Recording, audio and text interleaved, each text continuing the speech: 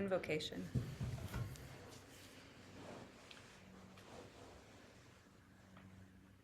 And actually, before we do the invocation, I'm just noticing that I invoke myself for the invocation.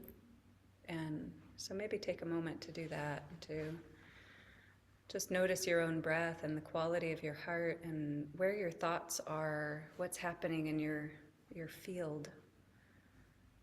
And inviting yourself to be fully present as much as you can for the spoken invocation, which is really a surface of words on top of a heart intention.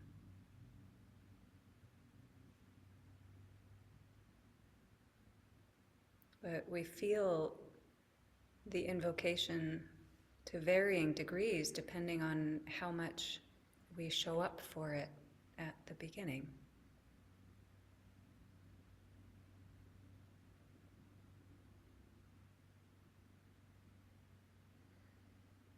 And we don't need to make the heart or the mind or the body or the breath be any different than it is. We just are welcome to notice what's true and to notice how that momentary reality shapes our experience of the prayer.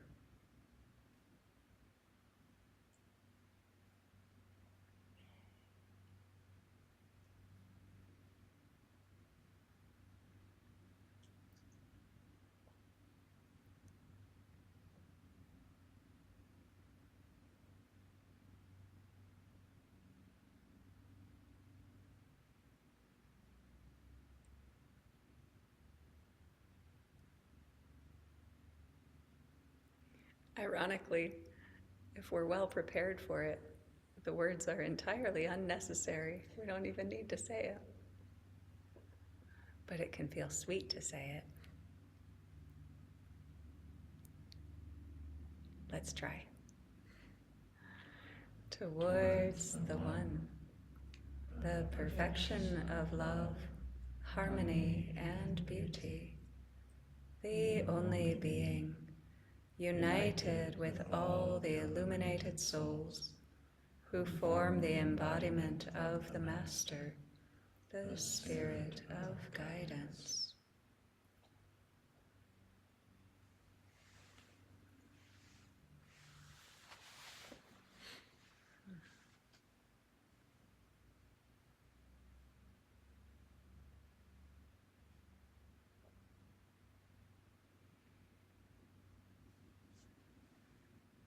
Amen.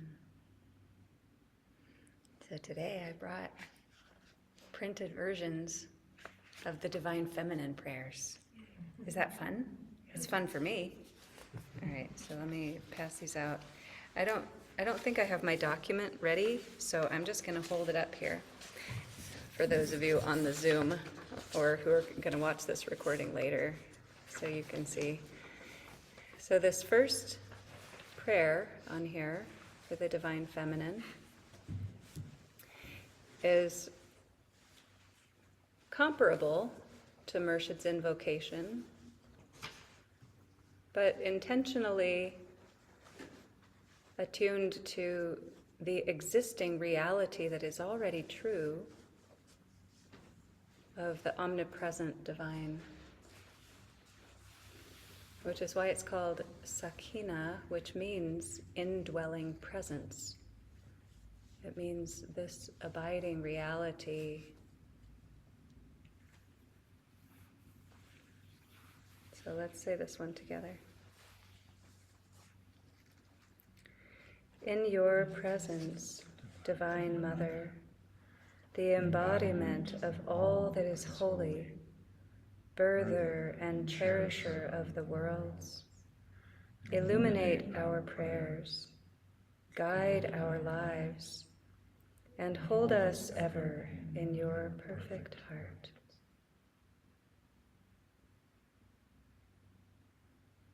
Amen.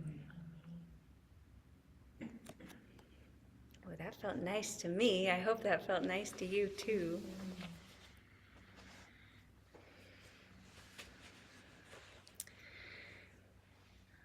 So I did prepare lots of things for our circle today, lots of readings and practices, and the more I think about it, the less I want to do any of those things, and the more I just want to talk with you about the inspirations and the things that are living qualities and feel like crackling energies right now. I use that phrase a lot, don't I? Crackling energy. That is like, what is it that is, it is noisy and it is visceral. That is like the themes of conversations and maybe it's like a community atmosphere of particular intentions and needs on the spiritual path and in everyday life. I noticed that. A lot of people talk to me ongoingly about that intersection, that interwoven relationship between the deliberate, like volitional spiritual path and the everyday life, the mundane. I don't say that in a bad way. That is just, the observable activities and longings of the life in the world.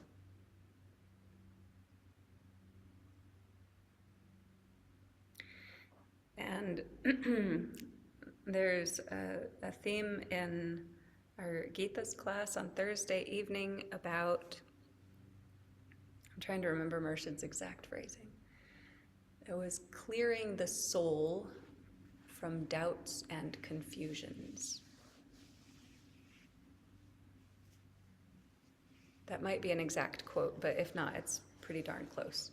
Clearing the soul of doubts and confusions.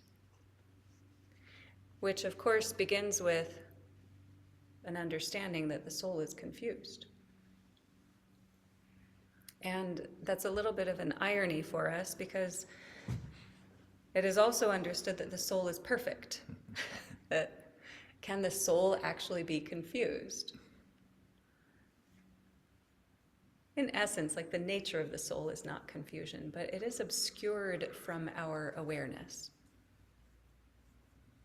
And Mershid describes the process of how the soul becomes confused. That is about the journey, what does he call it? This section of teachings is called the soul whence and whither, which I love that phrasing. The soul whence and whither. About the journey of the soul into this manifest existence, the journey of the soul into the body, into the world. And he describes not just the levels of confusion that go from being part of the all-pervading God reality, which exists in a lot of different faith traditions and spiritual paths, that we have the sense of the all-inclusive body of God that includes every soul, the all soul. And then there's a separation that happens that is each individuating being, soul, entity, feeling, extending as an expression of that all-pervading God reality and assuming its own identity, assuming its own existence as a unique form, which in the Sufi perspective, is never actually separate from God, but it starts to think that it's separate from God. Because as it goes through the different planes of, the different realms, that's different than planes, that Mershid describes it as the next closest thing to God is the realm of the angels. And the next realm beyond that is the realm of the jinn. And the next realm beyond that is the physical manifest reality, the human being.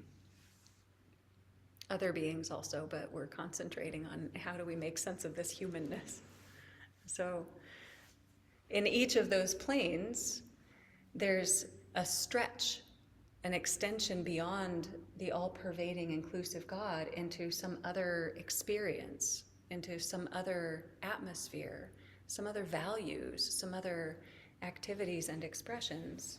And the soul picks up those impressions and gathers that experience and then continues on, and then gathers the experience and impressions from the next realm and continues on. And then when it lands in the body, the first thing that the soul becomes conscious of is being in a limited experience. And the first thing that the soul sees is the mother.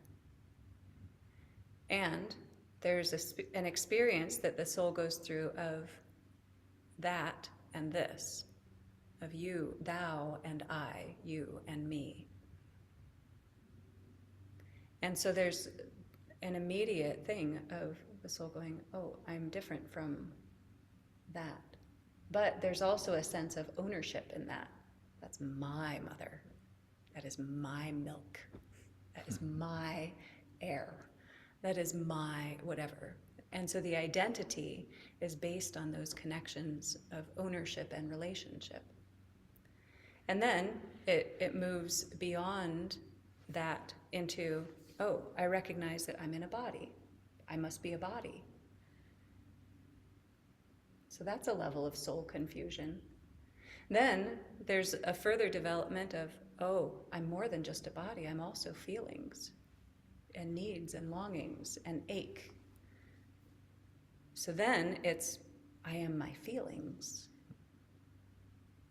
Then it's, I am my thoughts. I am my beliefs. I am my perceptions. And then we have all of our bumps and bruises, and we begin identifying with our woundedness. I am my defenses. I am my pain. I am my fear. I am my reactivity. I am also my joy and my pleasures and my interests, my activities, my delights. And eventually, all of us start waking up to these things of, well, all of these things are part of my life experience, a soul in the world. And none of those experiences or identities are my nature. So then we start trying to reorient back toward the essential nature, which we can conveniently call God, if that's convenient. Maybe it's not convenient, but that idea, that concept is a tangible experience that we have at some point. So, what I've been noticing, all that to say, the theme for today is not that. What I've been noticing is the loyalty to suffering. That is, the ways that we, in our very natural, very normal humanness, are very attached to the ways that we are uncomfortable, that we are fearful, that we are defended, protective, that we are reactive, and that is the defining characteristics of a lack of freedom and a lack of joy. And that's clear, right? It sucks, but it's clear, right?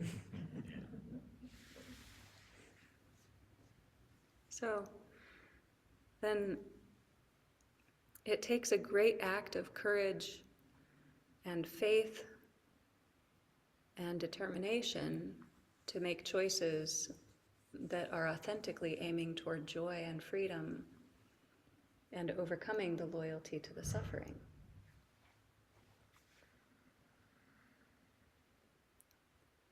So that's the theme. How do we find an authentic joy and freedom and free ourselves from the loyalty to the suffering?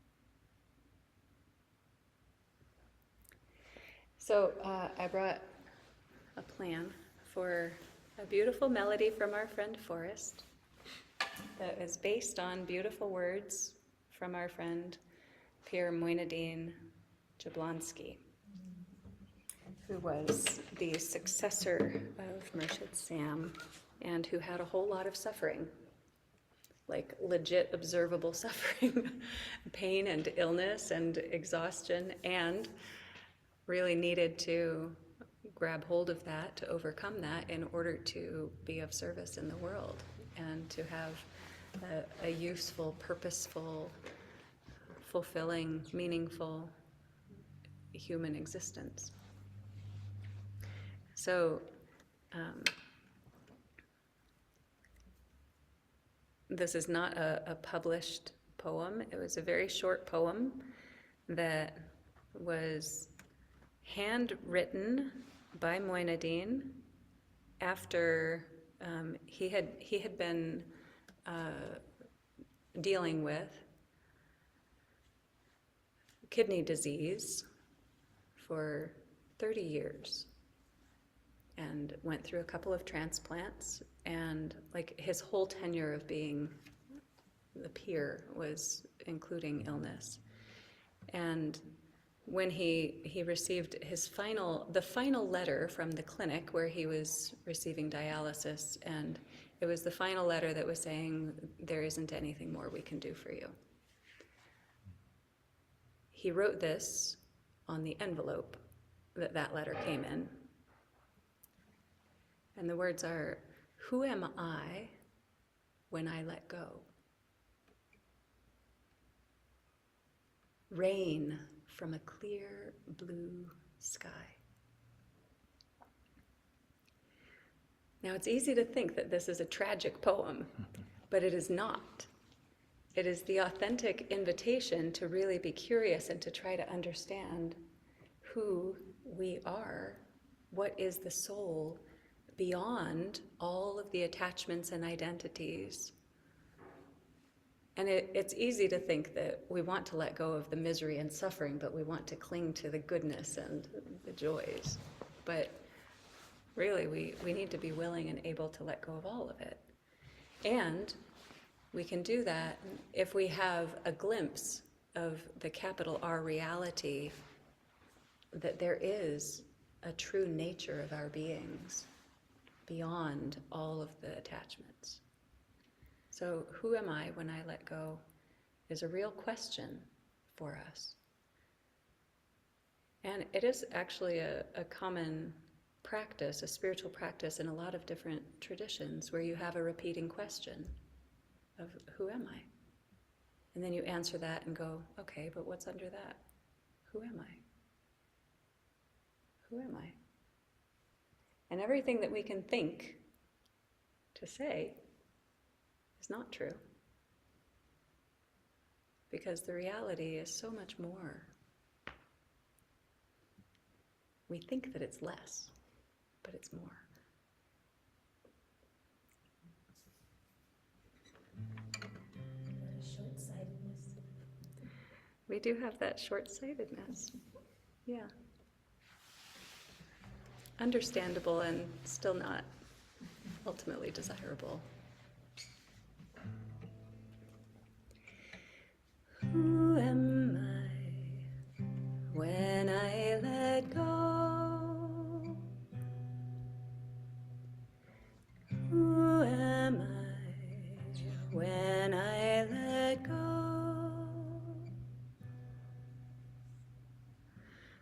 Who am I when I let go? Who am I when I let go? Rain from a clear blue sky. Rain from a clear blue sky. Rain from a clear blue sky. Rain from a clear blue sky.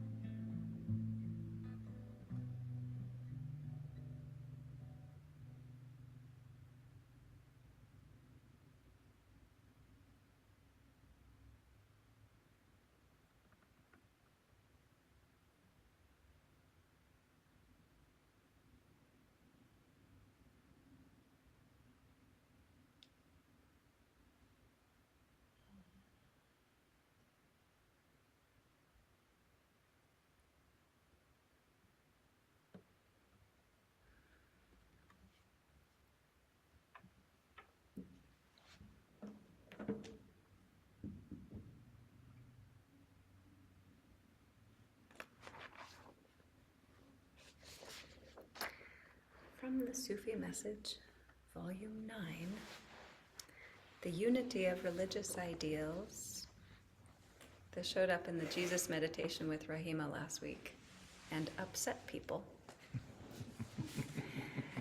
The essence of all that can teach one to bring out the good in the soul of a human being is to be found in the Beatitudes, as taught by Jesus Christ, the Murshid of Murshids.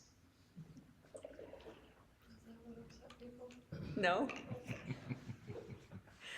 No, Rahima was leading the Jesus meditation that goes through the Aramaic attunement, and right now she just started the Beatitudes.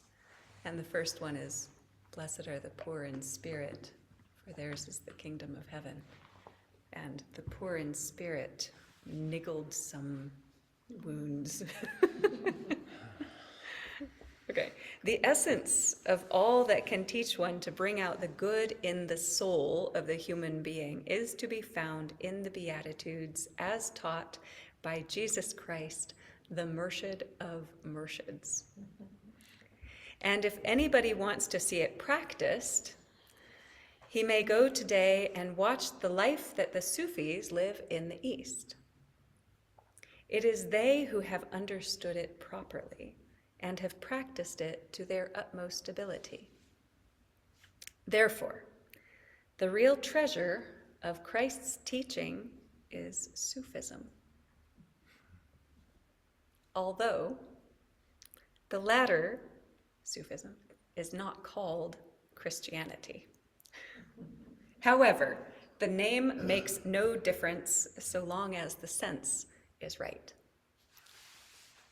Are you pleased so far?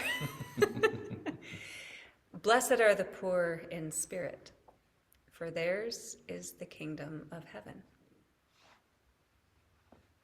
Poor in spirit means mild in ego.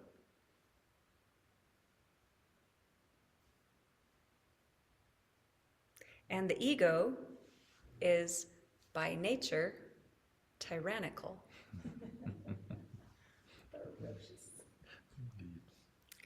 All the tyranny in the world is only caused by the ego.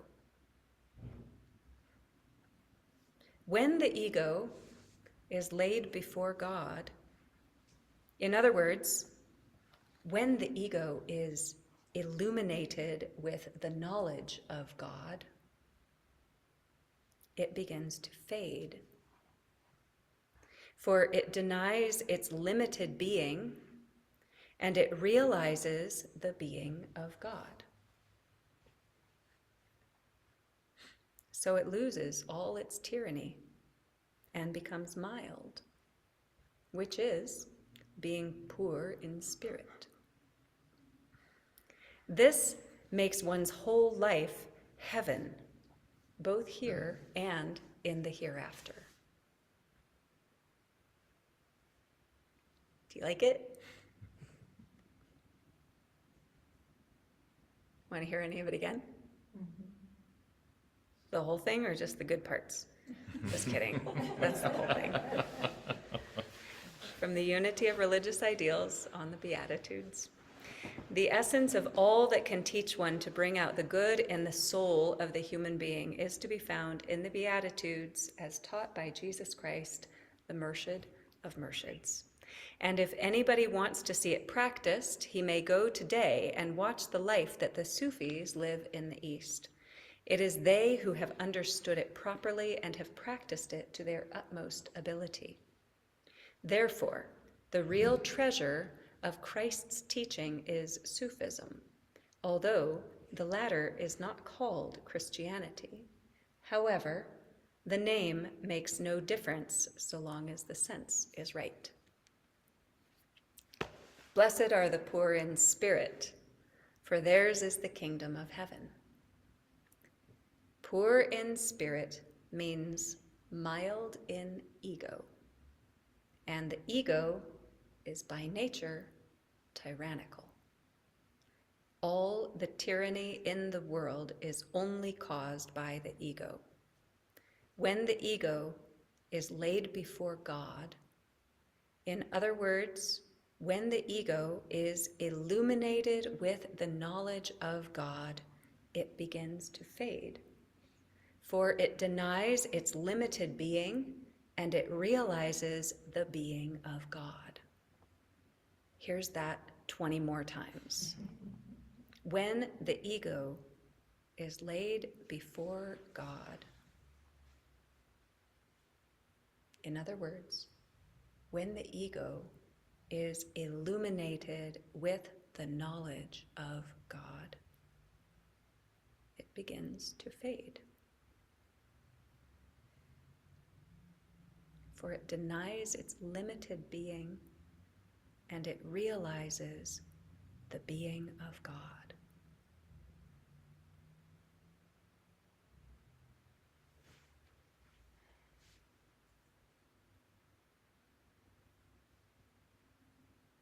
So it loses all its tyranny and becomes mild, which is being poor in spirit. This makes one's whole life heaven, both here and in the hereafter. Okay. When the ego is laid before God. That's it. Like, so often we talk about annihilating the ego. We talk about crushing the ego. We use all of this like negative, violent, antagonistic language. What if the ego is just laid before God, which means illuminated by the knowledge of God? The ego is illuminated by the knowledge of God. Illuminated by the knowledge of God. And then the small identities and the conflicts and the confusions fall away. They fade. He said fade. They fade.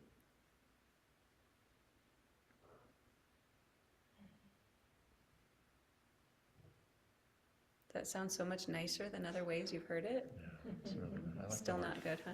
fade. They fade, yeah. I like what it's saying. Yeah, no, it's okay. Yeah.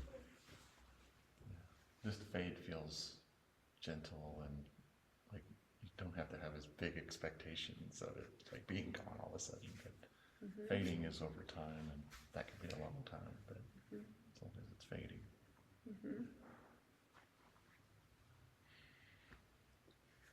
Oh, yeah, he does make that sound so simple and so nice. It's like the knowledge of God. Okay, what is that? Illuminated by the knowledge of God. Laying- Yeah, that's the question, isn't it? Laying the ego before God, yeah. So here's the other thing that, I guess our friend Khalil is coming because he disappeared off of the Zoom. So this showed up in our conversation after Monday meditation. That was, it's hard to bring ourselves to the practices. And I go, no, it's hard to decide that we are ready to not be loyal to the limited self. As soon as we decide that that is not where we want to cling any longer, then we are naturally open to the practices.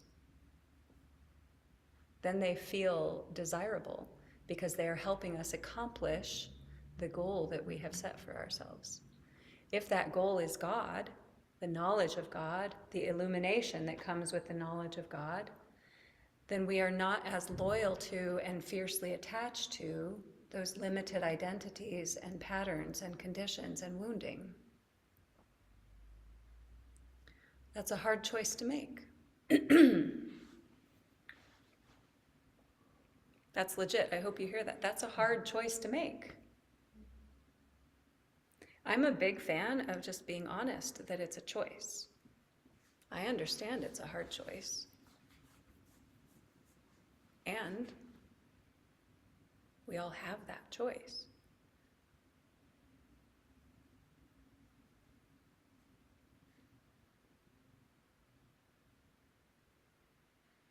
And it's not as simple as, well, if you wanted it, you would do it. Well, no, because we want things in different directions. Yeah, we want to be illuminated. We want to be free. We want to just abide in joy and peace. That sound good? Yep. Do we want to be reactive and to feel overwhelmed and jostled and confused by everyday life? No. Anybody saying, yeah, sign me up for that? But we sign up for it every single day.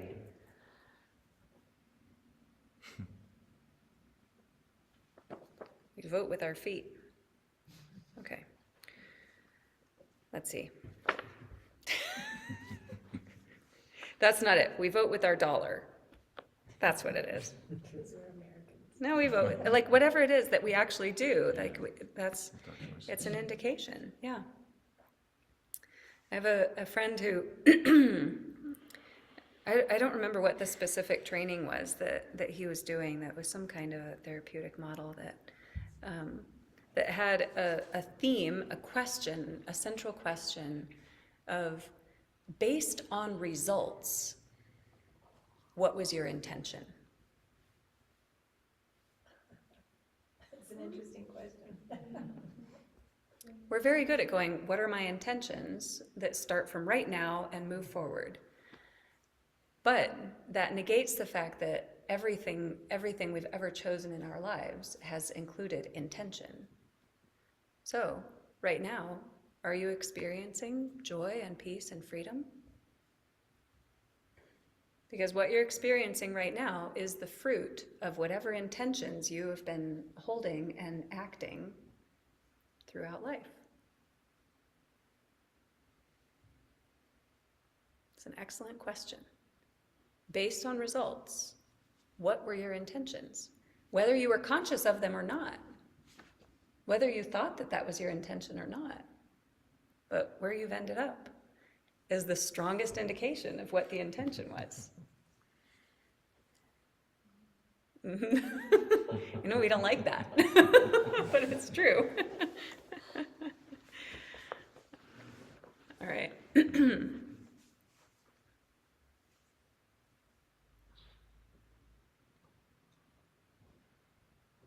What else? Other things that jump out at you as important? Yummy, confusing, unpleasant, contradictory.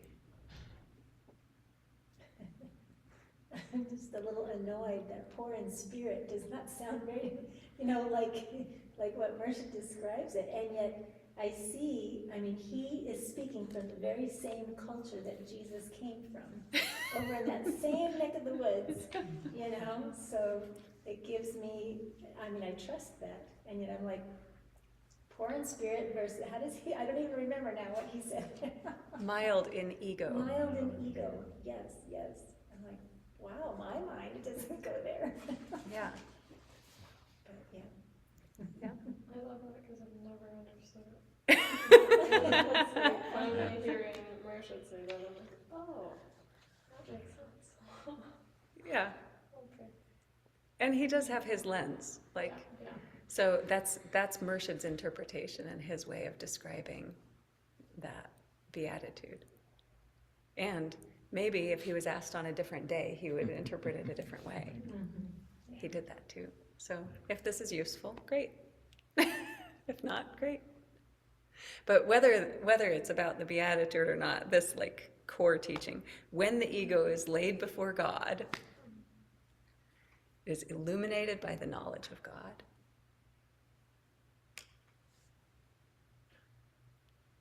What? Oh, just, it was a similar question as say here, like, well, that sounds nice. Oh, yeah. How do you do that, and how do you lay yourself before God? Yeah. And, yeah. What is the knowledge? Does it feel pretty clear to you that we live in a very pride-oriented society? That we have a very ego-celebratory society? That we have a lot of arrogance and self-importance and like self-sufficiency and attention and credit to the individual above all, right?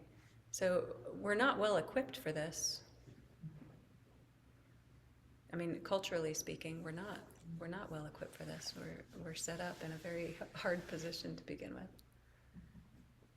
Yeah.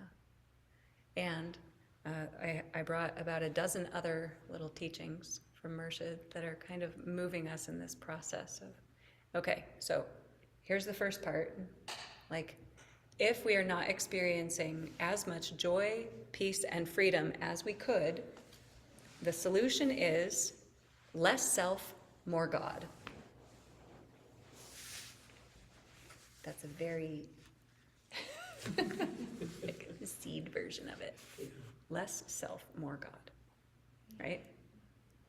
Okay. Then, balance. Here's the next reading. Are you ready? This is from the volume 8A, which does not exist. I have not seen it published. I've seen it just in digital forms, but I don't think that it's actually in print. Well, except that I just printed this page. On the theme of Sufi teachings, and this one is balance. In India, there are mystics called majzoobs who go to the extreme of spirituality. Their external self is forgotten to such an extent that they leave the experience of this world altogether. But extremity in everything is undesirable. That's an interesting sentence after hearing the knowledge of God. Yeah. Because that's what I interpreted. Right. Meditate all the time. No, don't meditate all the time, but do meditate every day. But not all day. All right. Extremity in everything is undesirable. Hello, Khalil, welcome. Whether good or evil, to sleep and wake, to eat and fast, to be active and to be still, to speak and to be silent, that is to have balance. A disciple was taught by Muhammad a practice by which he experienced ecstasy. After some days, he came bringing fruit and flowers, which he offered to the Prophet, thanking him greatly and saying, "The lesson that you taught me has been of such great value. It has brought me such joy. My prayers, which used to last a few minutes, now last all day." Muhammad said, "I am glad that you liked the lesson, but please, from today, stop the practice."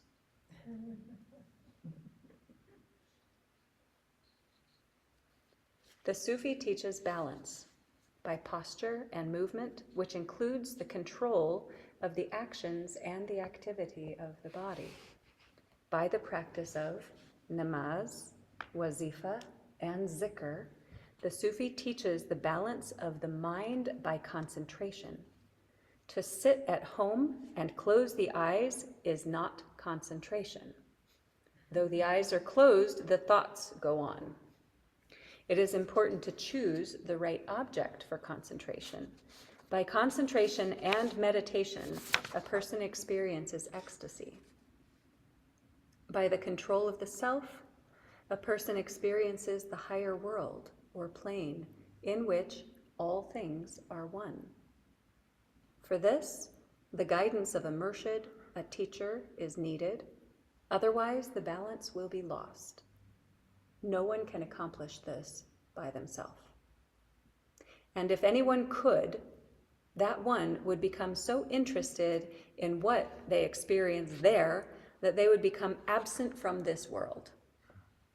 Absent-mindedness, even lunacy, and many other evil consequences would result. There is no greater happiness or bliss than ecstasy. A person is always thinking, "I am this which I see. This small amount of flesh and blood and skin is I." But by ecstasy, the consciousness is freed from the body, from this confinement, and then it experiences its true existence above all sorrow and pain and trouble. This is the greatest joy. To experience this and to keep control over the body and the senses through which we experience all the life of this world, this is to have balance. This is the highest state.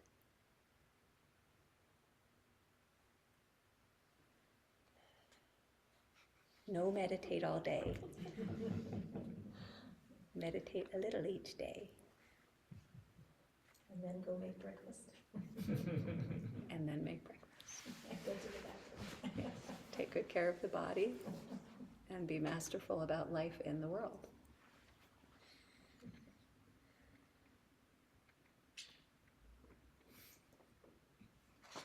You like it? No. So when you We say just want to meditate all day. That's much more fun. Sorry, go ahead. He says that concentration is on an object, Yeah. something like that, right? Yeah. How do you know what the object should be, and is that coming from the teacher? And if teacher, what do you do? Yeah. So often what Murshid recommended was a symbol. Not a clangy symbol, but an image of a specific thing. That percussionist over here, Bill is like, darn it, I wanted to concentrate on a symbol. Which you could, that would be fine. If you love it. If you love the symbol, right? Even those little ones, little splash. So often what Murshid would recommend as the object of concentration was a symbol. That is, for example, a 5-pointed star, or the image of an open door, or a dot with a circle, or, that gives you an idea, a cross, or a 4-pointed star. And he would assign those for people. He'd be like, here's your object of concentration that is based on either his intuition or something that he heard or felt from that individual person. So the object of concentration. There's also, it could be any object that is just a thing that you could concentrate on, a candle flame or a flower or a tree outside the window, or maybe you're sitting under a tree, or so it can be anything. It can be, in the Sufi story, a cow. What about on Murshid? Yes, you could concentrate on Murshid. I think there's a little bit of trickiness about concentrating on Murshid. This isn't a discouragement from that, but because Murshid, when we concentrate on Murshid, the invitation is to see and feel Murshid as a living being that is not a still object. That, we, as a Tasawwuri practice, as a concentration on Murshid, it is his living, ongoing, embodied being. So we see him fully formed in every detail, able to open and close his eyes, sit in our posture, breathe with us. So is that an object? It is someone to concentrate on. That works. So maybe Tassel would just be a separate concentration practice, or just different. It's a particular concentration practice. You could use it. It doesn't have to be separate from, but it's a specific form in itself. Did that answer your question? It confused mine. Excellent. But I'm curious, what does he talk about the purpose of concentration? Is concentrating, it's just like training the mind for Yes. everyday experiences? Yes. Okay. Yeah. Which is why he's saying sitting quietly with your eyes closed is not concentration. Necessarily. Like, you can do a concentration practice while you're sitting with your eyes closed, but it will be that you focus your mind entirely on a specific image that is a symbol, a specific thing. and you don't let your mind go wandering off to other things. But that's why concentration practices are often instructed as eyes open on something that is in front of you. Yeah.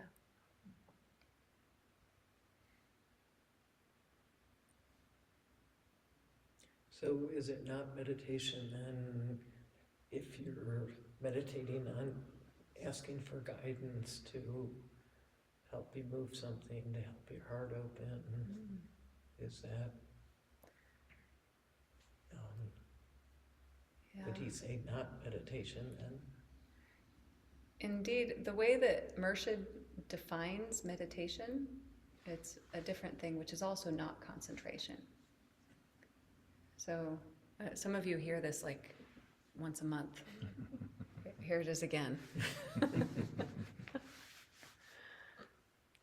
We can go through the different activities of the mind that Murshid defines in certain ways. That we go, first is imagination, that is just letting the mind do whatever it does, bopping around. Thought is when you direct your mind in a particular direction for a particular purpose. Not necessarily concentration, but a specific focus of area, like doing the dishes. You're thinking about doing the dishes. Is that a concentration? Maybe not, but it's a thought process. Right. It's an intentional direction of mind. Then concentration is the first one that he's describing, that is, you choose a specific object and you hold your mind there. That's what he defines as concentration. Then there's, once you have established that focus of the mind with consistency and discipline, you are able, with practice, to relax the concentration and your mind will stay on that object. And that, without effort, but the concentration direction is still there, that's called contemplation. It's no longer an effort, so it's not that you're trying to do something, but then you get to have an experience of that thing, to just be in that presence, in that energy that you have cultivated through your concentration, contemplation. Beyond that, there is a dissolving of the object itself, of any hint of the concentration and the effort, and there is a pure, relaxed, abiding, just being in that experience, and that is what Murshid calls meditation. Which is not a process at all, which is totally different. And he would acknowledge that. If he were here right now, he'd be like, yeah, what y'all call meditation, I don't call meditation, but that's what you call it, that's fine. Like, if you're sitting quietly, reciting a prayer, asking for guidance, repeating a wazifa, looking at a tanka, at like a sacred painting, doing something in particular, if you're efforting, he wouldn't call that meditation. So meditation is a peaceful, still, effortless beingness. Then there's one more. The next one is when you cease to exist, that you are not experiencing yourself as a being or as a consciousness, that you are dissolved in the all-pervading capital R reality, and that he calls realization. So from thought, concentration, then contemplation, then meditation, then realization. And they don't have to go in sequence like that, but that's kind of the way that you could define them on a line. Yeah. So the purpose of, I forget which one, when you're concentrating on, say, a star or something, the purpose of that is just to gain that focus of mind? That is one of the core purposes, yes, to master the activity of the mind, to discipline the mind so that you are in charge, and your mind, with whatever she chooses to do, is not directing your life experience. You are. How long is he suggesting? Different for different people. If this is something that you personally are wanting to take on, 5 minutes. And then you could extend it more than that, but he would probably recommend you focus on a particular thing, and probably not a symbol that you choose for yourself, because it's always the ego that chooses. Whether it's good or bad, it's always the ego that chooses for ourselves. If I'm like, I want to do a particular practice, it will be an ego choice. So it would be something that either I suggest for you, that of course as a teacher I always go like, well, how does this feel? Maybe this would be a good idea. Does this seem like a useful thing? Would this be enjoyable for you? Because if it's not, you're not going to do it, and I'm not going to suggest it, right? But so Murshid would probably say, concentrate on the same object every day, 5 minutes a day, for 30 days to start. Don't do it longer than that, because you won't be consistent about it. Maybe you sit down the first time and you go, I can do 20 minutes. And then the next day you go, I can do 20 minutes. It's been 12 minutes and I'm done. And then the third day you go, well, I thought I could do 20 minutes, but now I'm discouraged and I have already made myself feel bad for not accomplishing 20 minutes yesterday. So I'd be lucky to do 5, but I probably shouldn't even bother. So, that's not for you personally. Really, everyone here is like, Sounds yep. very, Right? So he would say, same object each time. Make it as consistent as you can. Same time of day, same place in your home, same posture, set things up to support yourself in a ritualistic way, so that you have the support of the consistency is powerful and helpful for us. So we use all of those tools that we can. Yeah. Here's a silly question of detail. Is concentration like thinking about the thing? So this is a rose. I'm bringing myself to the beauty of the rose, the color of the rose, the shape of the rose. I'm just curious. Yeah. Thinking about it is not the same as concentrating on it. Right? So all of those things are lovely for your enjoyment. But enjoyment is not the point of concentration. Concentration is discipline.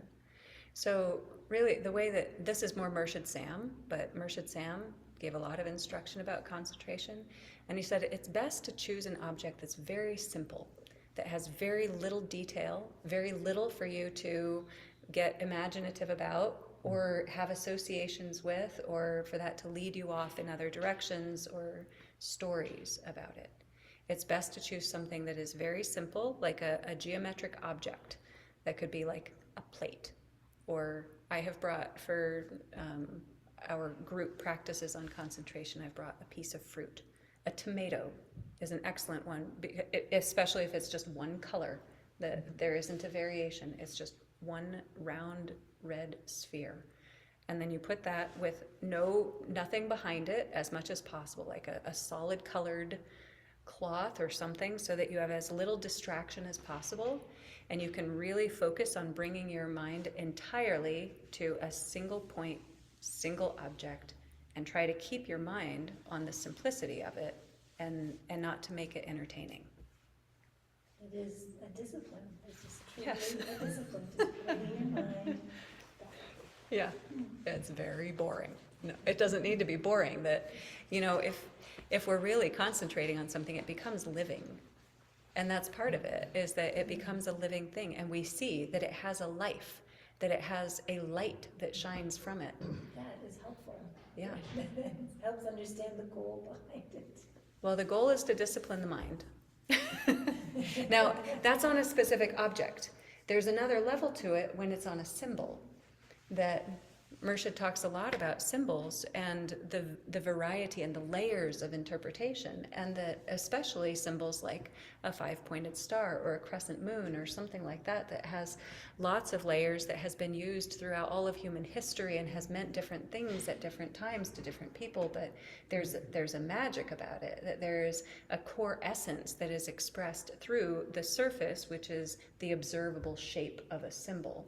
But it's not about the observable shape. That just happens to be the way that that essence of energy can make itself known, can make itself perceived. So if there's an object of concentration that is given as a practice because of the symbolism behind it, then you have simultaneously the focus of the mind, the discipline of the mind on a specific thing, and also the benefit of the essence that arises through that particular symbol for concentration. That wouldn't be true with the tomato. Necessarily. What's the symbol of the tomato? The light. I don't know. The human light. That's a good question. Okay.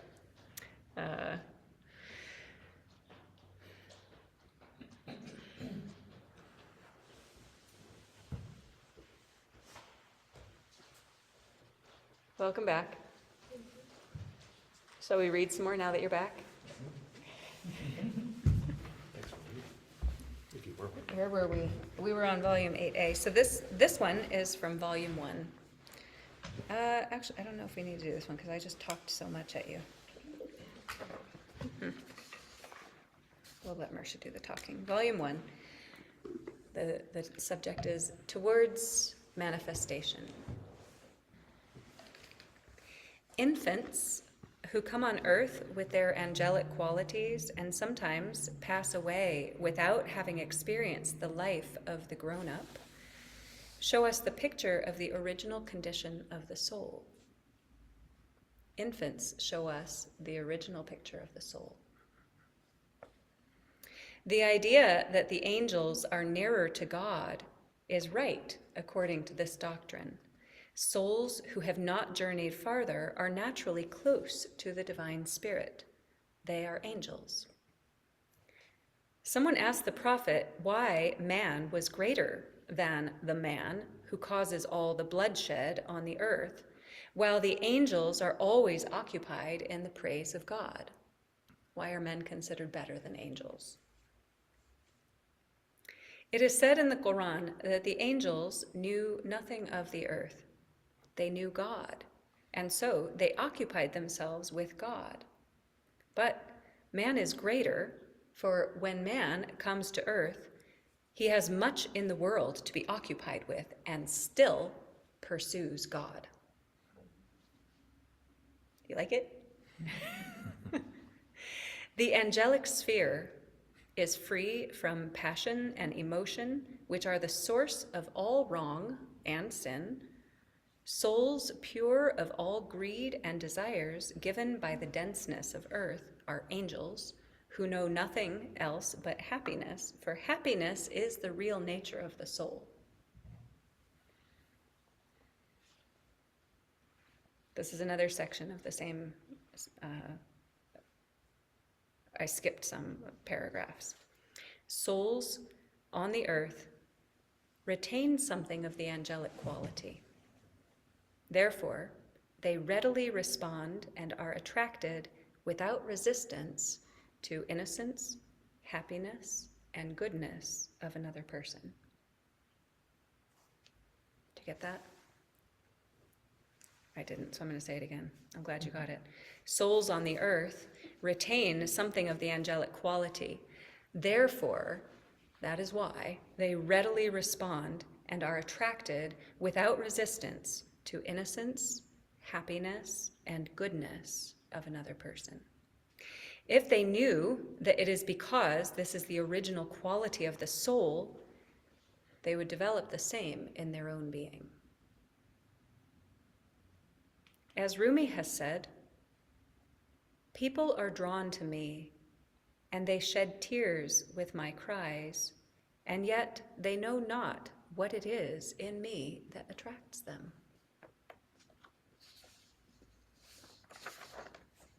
Seeking after goodness, innocence, and happiness helps the angelic qualities to develop in a soul. Here's that again. Seeking after goodness, innocence, and happiness helps the angelic qualities to develop in a soul. Spirituality, therefore, is the development of the angelic quality.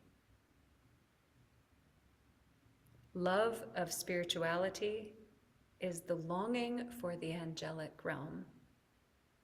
It is homesickness.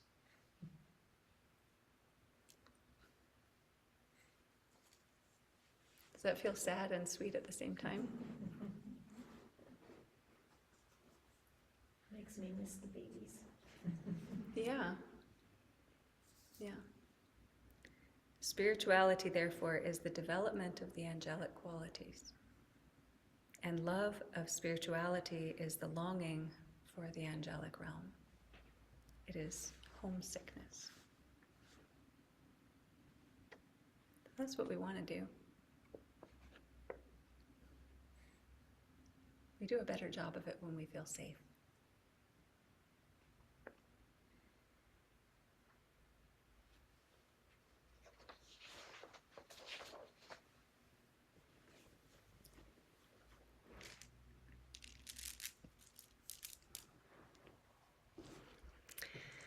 Here's the wazifa that lifts the heart, the consciousness, and attunes our souls to the highest vibrations available to us.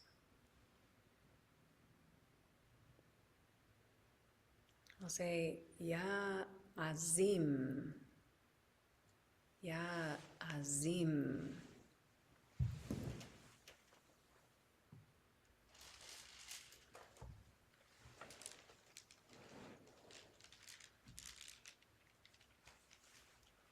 And Azim has qualities of greatness and majesty and exaltation that is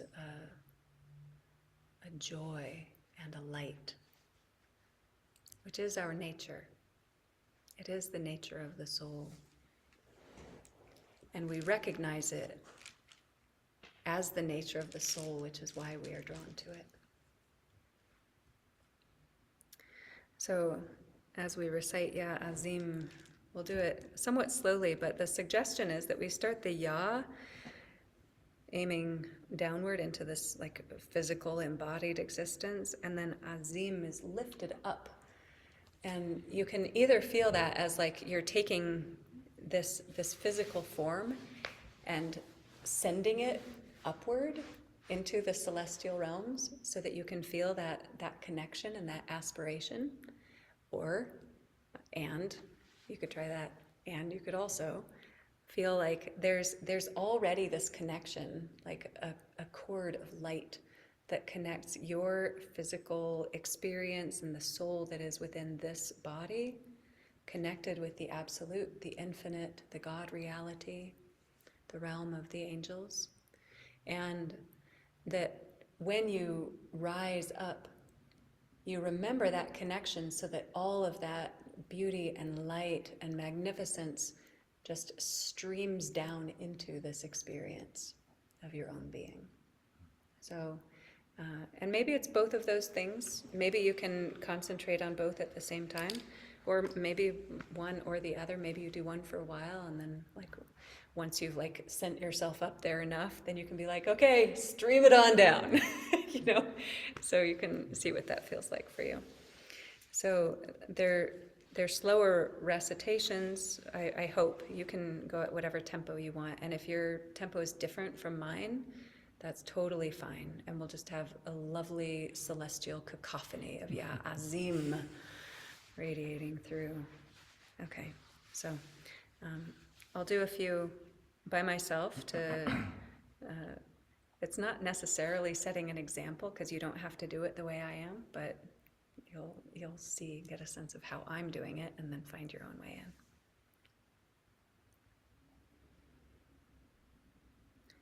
in. Ya Azim,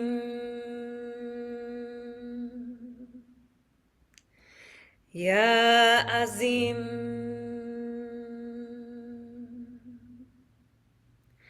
Ya Azim,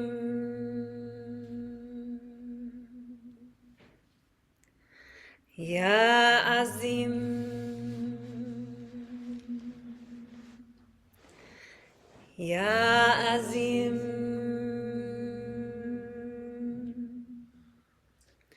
Ya Azim,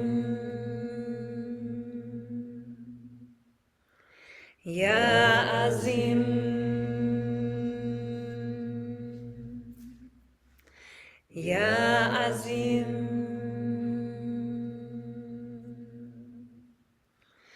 Ya Azim, Ya Azim, Ya Azim,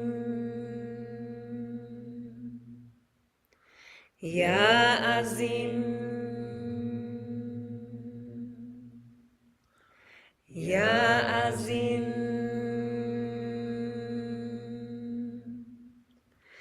Ya Azim, Ya Azim. Keep going. Ya Azim. I'm noticing that if I keep my teeth close to each other, they vibrate and create a lovely echo throughout my head that is in my skull that feels like it awakens that connection to the higher realms. You might try that if it feels good for you. Ya Azim. Ya Azim.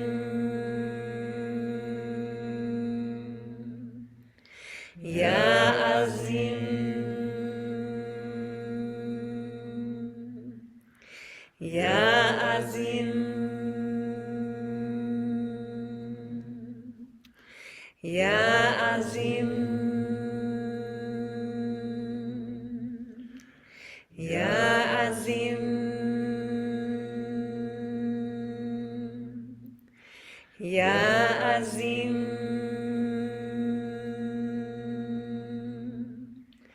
Ya Azim.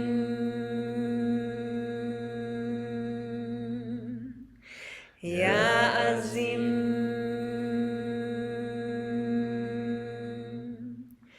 Ya Azim, Ya Azim, Ya Azim, Ya Azim. Ya Azim. About three more. Ya Azim. Ya Azim.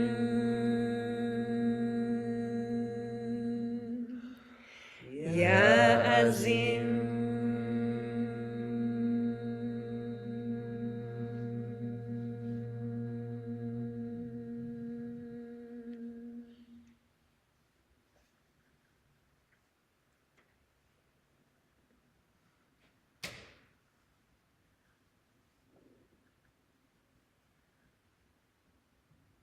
And keep Ya Azim happening on the breath.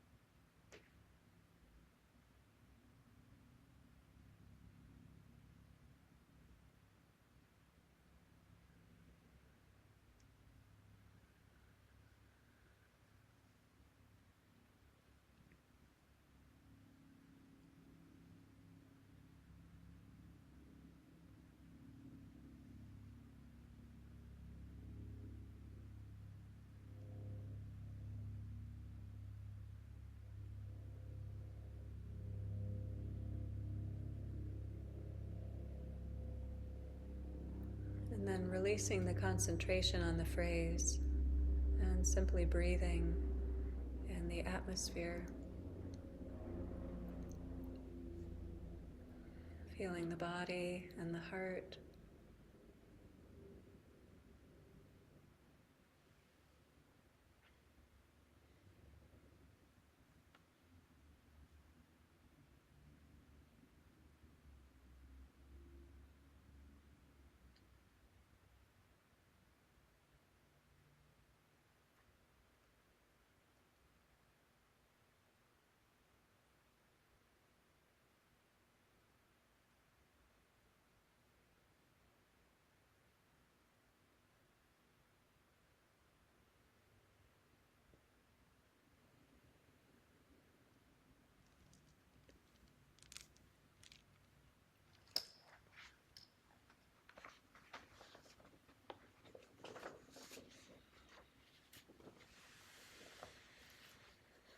On the subject of love. Love is the state of mind in which the consciousness of the lover is merged in that of the object of one's love. It produces in the lover all the attributes of humanity, such as resignation, renunciation, humility, kindness, contentment, patience, virtue, calmness, gentleness, charity, faithfulness, bravery, by which the devotee becomes harmonized with the Absolute.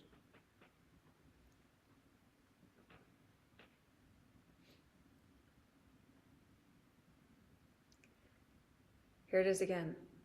Love is that state of mind in which the consciousness of the lover is merged in that of the object of love. It produces in the lover all the attributes of humanity, such as resignation, renunciation, humility, kindness, contentment, patience, virtue, calmness, gentleness, charity, faithfulness, bravery, by which the devotee becomes harmonized with the Absolute. Absolute is capitalized. As one of God's beloved, a path is opened for one's heavenly journey. At the end, one arrives at oneness with God, and one's whole individuality is dissolved in the ocean of eternal bliss, where even the conception of God and man disappears.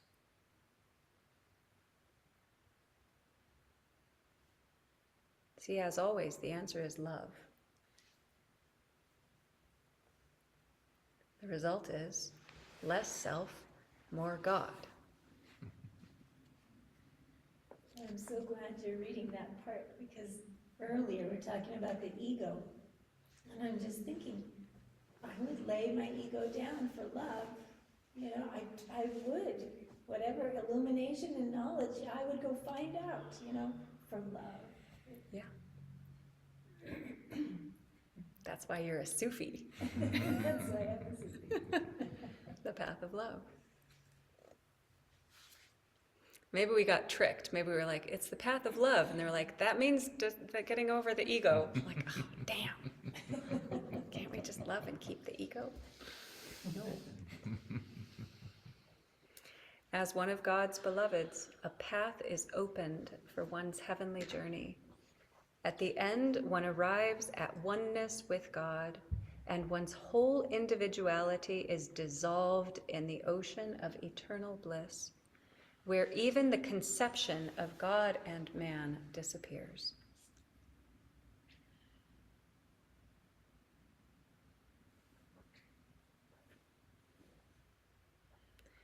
There's a little poem included in this. I don't think that it's his poem, but he didn't attribute. So presumably everyone knows it. You can tell me who wrote it.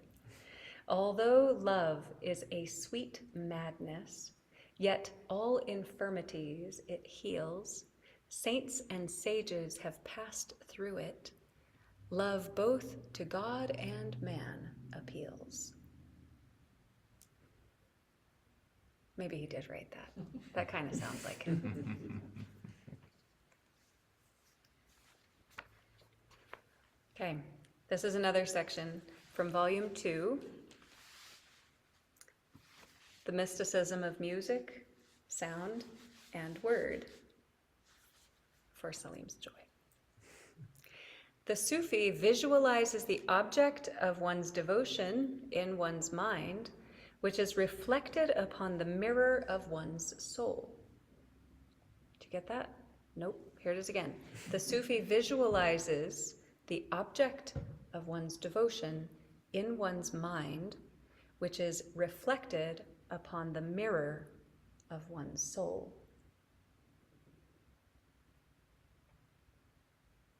See it in your mind, and it reflects in your soul. What is it that you love? Put that in your mind, and it will be reflected in your soul. Okay?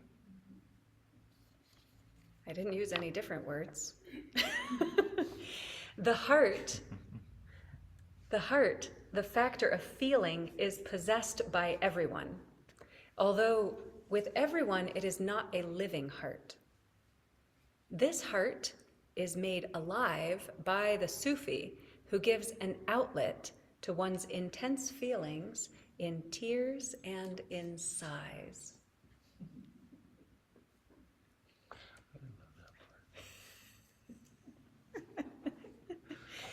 By so doing, the clouds of Jalal, the power which gathers with one's psychic development, fall in tears as drops of rain, and the sky of one's heart is clear, allowing the soul to shine. This condition is regarded by Sufis as the sacred ecstasy. Now you want to hear all that again, don't you? Here it is 3 more times. Okay, we're good with the first part, right? The Sufi visualizes the object of one's devotion in one's mind, which is reflected upon the mirror of the soul. The heart, the factor of feeling, is possessed by everyone. Everyone has a heart. Although with everyone, it is not a living heart. This heart is made alive by the Sufi, who gives an outlet to one's intense feelings in tears and in sighs.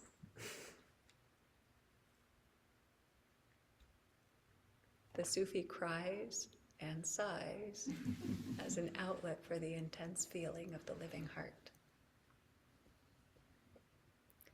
By so doing, by crying and sighing and tending so beautifully to the living heart, by so doing, the clouds of Jalal, the power which gathers with one's psychic development, fall in tears as drops of rain. The clouds of power which gather through your development fall in tears as drops of rain, and the sky of the heart is clear, allowing the soul to shine.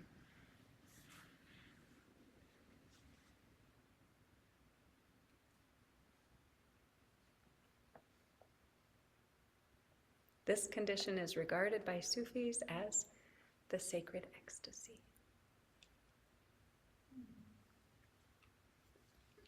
The process of feeling, expressing, feeling, coming back to, I think of the word confusion in the beginning. The soul is confused, but here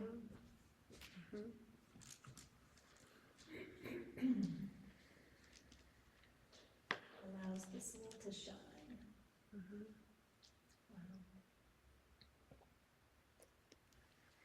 Go ahead.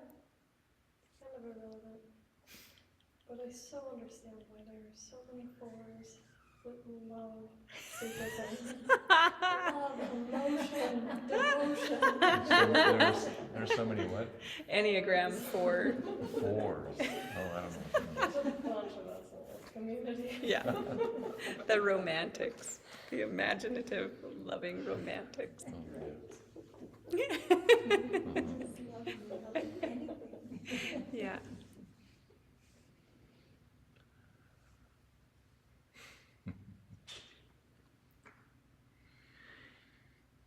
So here's the next section on ecstasy. Is it okay if we just go into the next section? Are you enjoying this? Is it useful?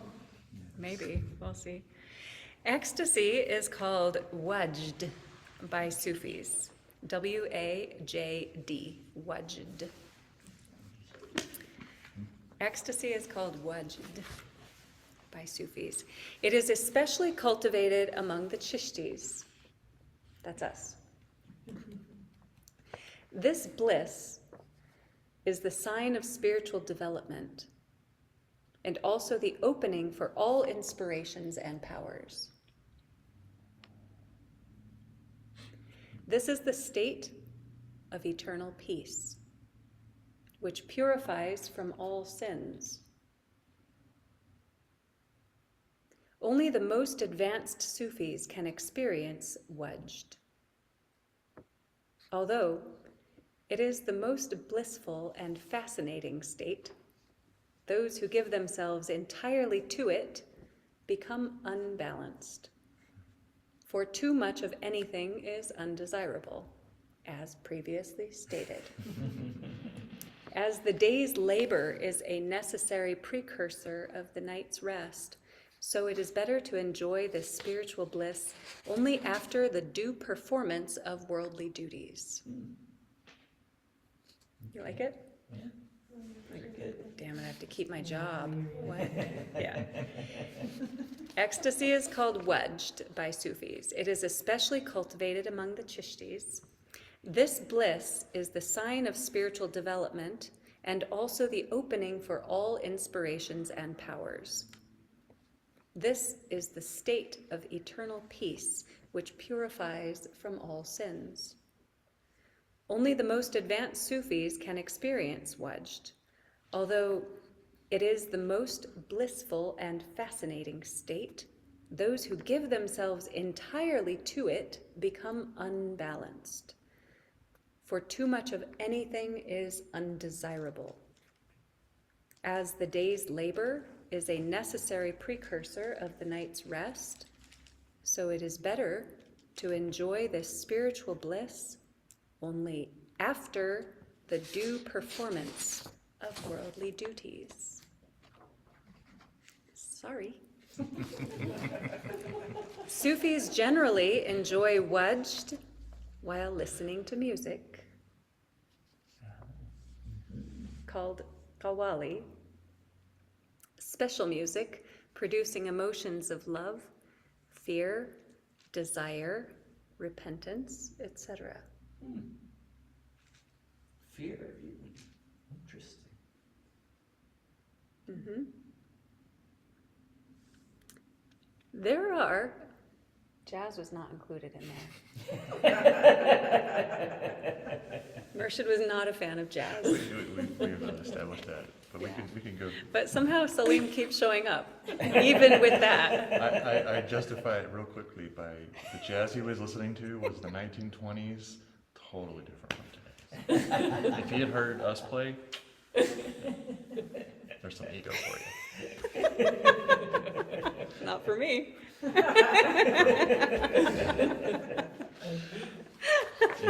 jest, I say. There are 5 aspects of wajd. Wait, you don't care about that, do you? Of course we do. 5 aspects of wajd, of ecstasy. Wajd of dervishes, which produces a rhythmic motion of the body.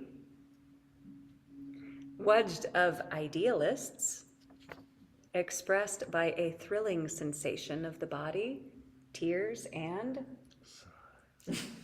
tears and sighs.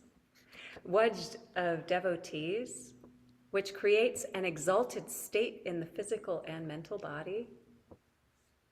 Wudged of saints, which creates perfect calm and peace. And wudged of prophets, the realization of the highest consciousness called Sidrat ul-Muntaha. I don't know that phrase.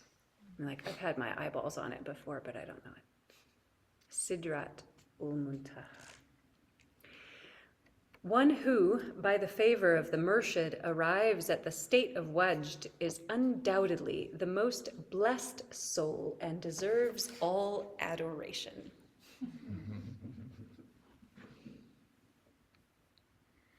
Ecstasy. It's prescribed.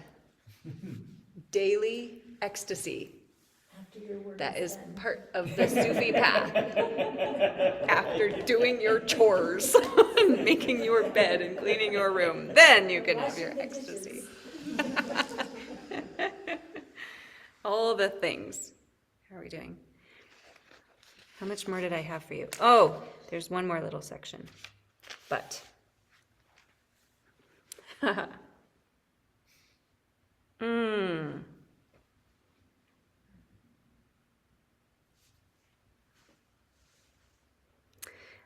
Salim, your melody for This Is Not My Body just popped into my head. Do you remember how to play it? I can figure it out. I bet It's you usually can. the key I struggle to remember. I'll hand this to you, and I'll start singing, and you come find me.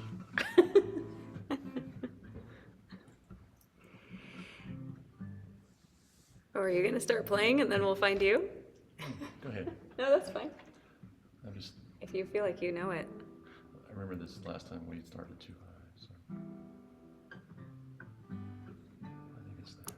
This is not my body. This is the temple of God. This is not my heart. This is the altar of God. This is not my body.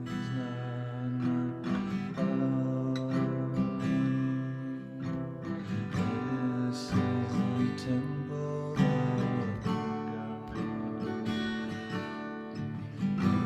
This is not my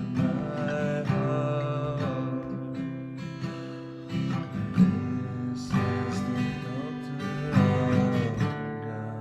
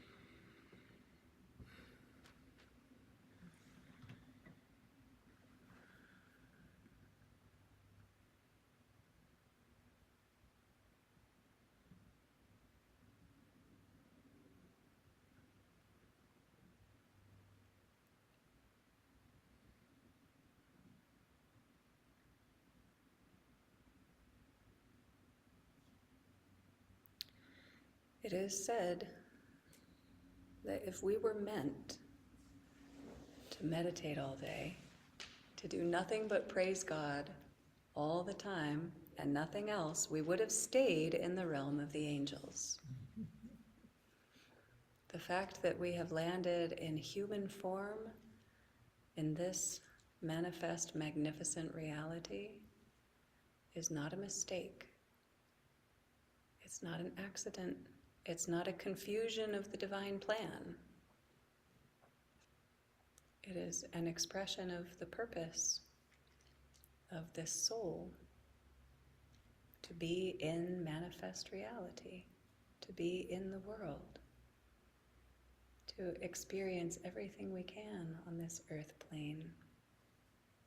The love, the joy, and the sorrow, and the struggle.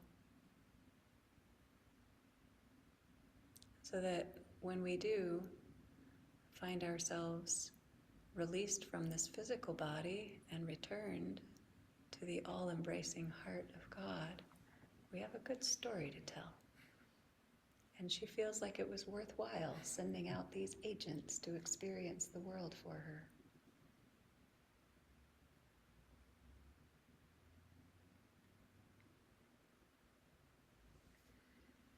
Thank you, Salim. Worship. Here's the last section that I brought to read. We may ask. Were you going to say something or ask something? I had a question, but I can. Well, it started with we may ask, so I think it's probably best for you to be able to ask. Okay.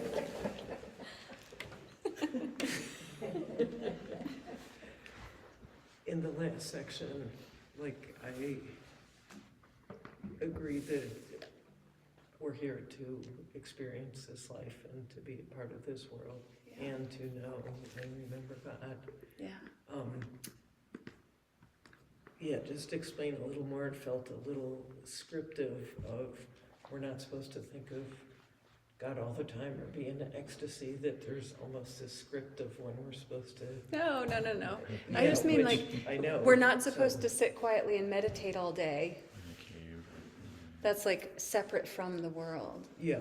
That we are invited and encouraged to keep God in our awareness as an attunement in our everyday life. Yeah. But it's keeping us company as we do our work and experience the world, not separate from.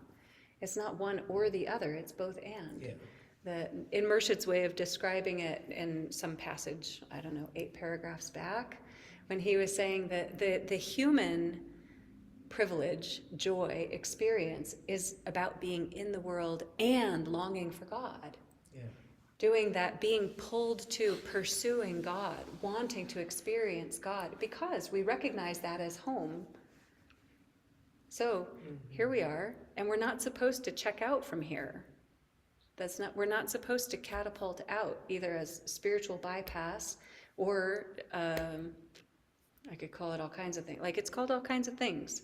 That we want to have the experiences of joy and peace and ecstasy and union after doing our chores. And we want to keep that consciousness in our everyday life. We want to cultivate as much love and graciousness, tolerance, friendship, harmony, service as we can in our everyday life.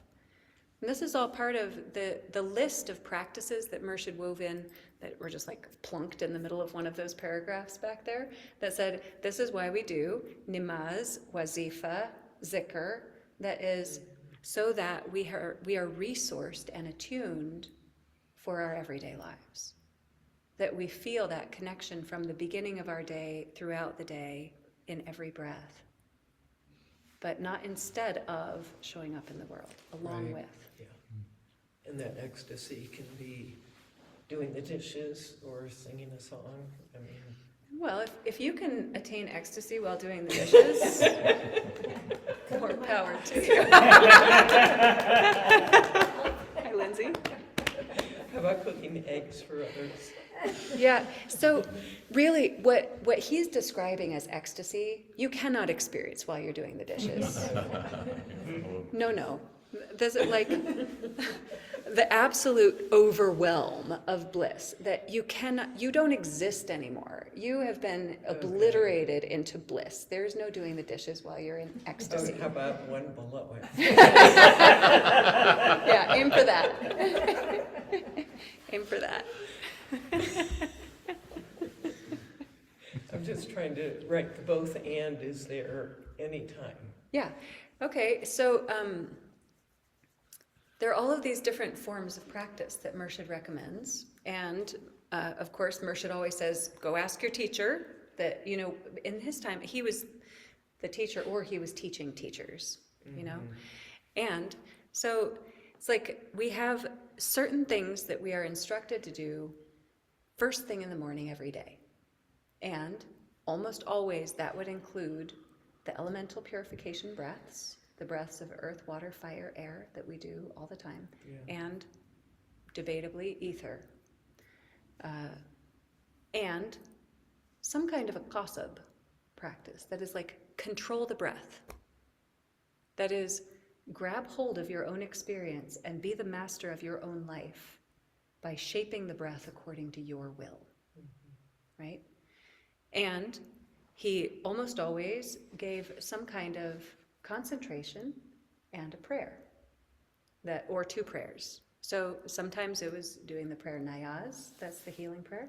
Sometimes it was the prayer Psalm, and often he would say, if you're going to do Psalm, you should also do Salat, because Psalm is solar and Salat is lunar, so you have both the magnificence and the personal felt experience. All right, so you have some prayer, some breath, and you can do also wazifa, which is inviting the particular qualities of God that you want to embody and experience in your everyday life. Then you go into your everyday life. Right. After you've done your chores, And then you can have your experiences of ecstasy. so those are the chores you're talking I know, about. I'm being a little bit flippant about it. It's not that formulaic, Yeah, but all of these things should be included in our everyday lives. yeah. It's what gives us strength, courage, capacity, generosity, attunement. It reminds us of our connection with our source and our goal. Yeah. That is all of the stability and strength that we need. Yeah. This is very meaningful to me because I tend to do the opposite. I seek the ecstasy. In fact, last Sunday I did, and I did my prayers, and I did them forever, and then my whole day was like disjointed. This is very meaningful. It's like, Excellent. So go right Mohammed would breakfast say, I'm so glad that you enjoyed that. Now stop the Now stop practice. Yes, it came to me. Cut it out, cut it out. I'm not telling you to stop it. I'm like, but he's very clear that it's about the moderation of the practices that support you in your everyday life, not that take you out of your everyday life. Okay, here's the last little bit on worship. The theme is worship. We may ask why we should worship God, and whether the theoretical knowledge of God's law in nature is not sufficient for the highest realization. Like, yeah, I know it's God. I don't need to do anything about it. The answer is no. Theoretical knowledge of a subject can never take the place of experience, which is necessary for realization. Written music cannot entertain unless it is played, nor the description of perfume delight our senses unless we smell it. No recipes of the most delicious dishes satisfy our hunger. Nor can the theory of God give complete joy and peace. We must actually realize God, or attain that state of realization which gives eternal happiness through the admiration and worship of nature's beauty and its source.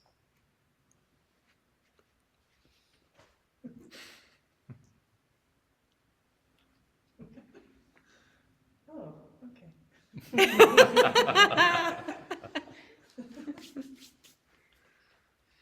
Okay. Let's go back to our divine feminine prayers. Which one do we want to visit? Oh, I think Abhida has the most nature, combining all the things. It has all the names for the divine not all of them. It has a bunch of names for the divine feminine that are all on the back, so you can see them later and know what you're talking about. And let me see if I can hold this up, because I was ill-prepared, but... Oh, I sent these to you, didn't I? Yeah. You Zoomers, so you actually have it, but I'll try to make it available for you anyway. Is that going to work? Maybe? We'll see. Ready? Abhida, which means devotee or worshiper. Radiant Earth Mother, guardian, source of life, we hear your sacred word in the beating of our hearts and in the silence between breaths. Our bodies know you as Gaia, as Grandmother Spider, and as Sheila Nagig. Our minds know you as Inanna, as Saraswati, and as Amaterasu. Our hearts know you as Yemanja, as Uma Mariam, and as Kuan Yin. Our souls know you as Tiamat, as Ereshkigal, and as Sekhmet. From the beginning we have honored you as Coatlicue, as Lilith, and as the Fates. And we have loved you as Eve, as Miriam, and as Rabia al-Adawiya. We know your beloved face in the tender spring blossoms, the ripe fruits of the land, and the stillness of winter. We see your courage in a birthing mother, and your generosity in her flowing milk. You are the rising sun, the fresh dawn, the fire in our bellies, and the purifying rain. You are the standing stones, the growing grain, the flowing river, and the rush of bird wings. From your protective arms we are sent forth. You light our path and welcome us home again. All our lives are held in your compassionate embrace. Speak to us through your divine nature. Let us feel your living presence in the rosemary, orange blossom, thistle, and sage. Let us recognize you in the creatures of earth, sky, and sea. We live in you, and we listen for your wisdom in our bones, our blood, and our clear intelligence. With each thought, feeling, desire, and action, help us to remember that our souls are an emanation of your divine being.